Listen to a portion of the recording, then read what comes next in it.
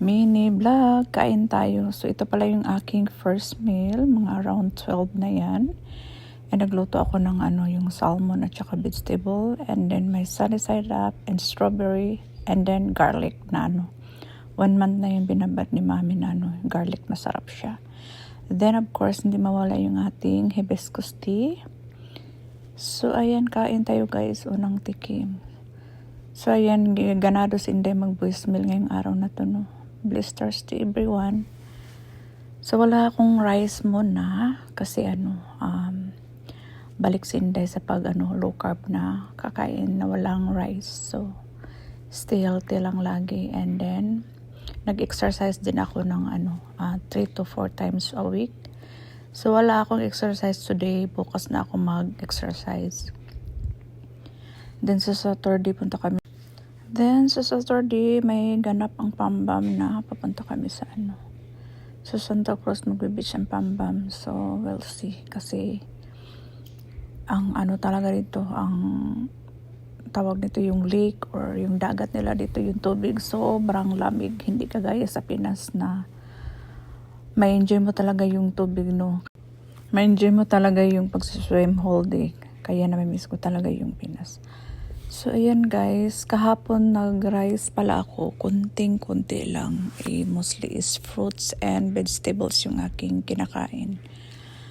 Ayan, so kahapon nag-order pala si Banabel ng pizza. Silang mag-ama pizza yung kinain nila, at saka yung nag-order din sila ng chicken wings ba yun na butter. So hindi ako kumakain, hindi talaga ako nagpatintal sa mga kinakain nila. Ayan, so while nagkaon ako, nagtanaw ko, nagtagalog na movie. So ayan, masarap talaga kumain pag more vegetables, gaan sa tiyan. And then nakalimutan ko pala kahapon bumili ng avocado. Nagpunta kami sa Food for Less ni Banabels. Dapat pala kumuha ko ng avocado, nakalimutan ko. Then kumain ako ng strawberry dyan, 2 piraso. Buti yung nakuha ko pala ng strawberry dun sa Walmart is matamis siya.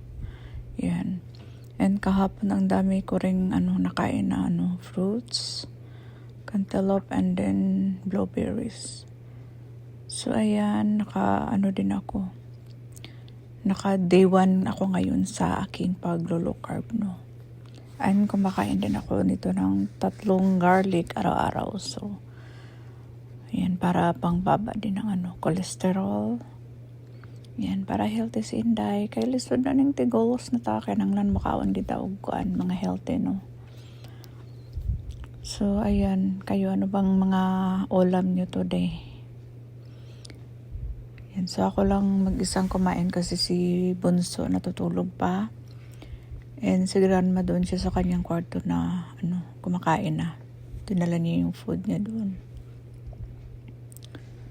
So ayan, nasarapan ako dyan sa sa strawberry na nabili ko sa Walmart.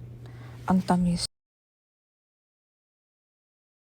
So ito yung hibiscus tea, ito yung inumin ko after kong kumain. Ayan, para healthy, Araw-araw ko yun iniinom.